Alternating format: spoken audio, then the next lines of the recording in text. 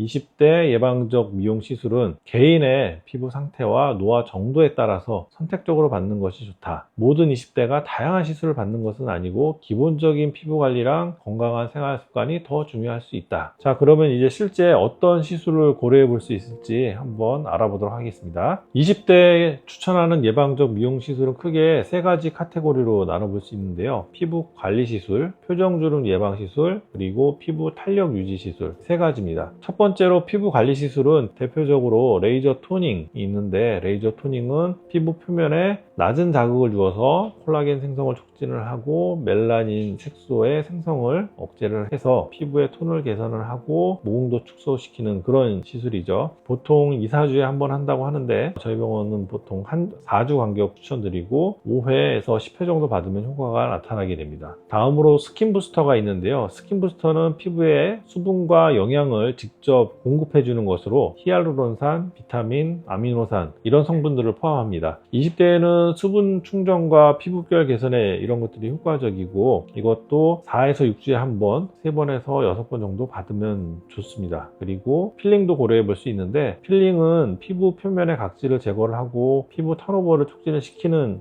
시술인데, 요즘에는 레이저가 워낙 발달을 하고 수가도 낮아졌기 때문에 필링을 하는 분은 아주 적은 것 같습니다. 20대에는 저자극 필링이 적합을 하고 단순하게 각질 제거 정도가 여기에 해당을 하고요. 한 달에 한 번 정도 하면 무난한 것 같습니다. 두 번째로 표정주름 예방 시술입니다. 가장 대표적인 것이 보톡스죠. 보톡스는 표정근의 과도한 움직임을 줄여서 주름 형성을 예방하는 시술입니다. 20대에는 미간이나 이마에 주로 시술을 하고 소량으로 시작하는 게 좋으며, 베이비 보톡스라고 불리는 저용량 보톡스를 한 6개월에 한 번 정도 받으면 자연스러운 효과를 볼 수 있습니다. 여기서 중요한 점은 20대 보톡스는 이미 생긴 주름을 없애는 시술이라기보다는 주름이 형성되는 것을 예방하는 데 초점이 있다 생각하시면 되겠습니다. 세 번째로 피부 탄력 유지 시술인데요. 여러 가지 요즘 탄력 레이저 많이 있잖아요. 근데 20대는 20대 자체로 탄력이 좋기 때문에 굳이 한다면 20대 한 후반이신 분이 다가오는 30대가 나는 슬프다, 그런 분들이 하시면 좋겠다는 생각이고, 울세라나 써마지 같은 시술을 고려해 볼 수 있습니다.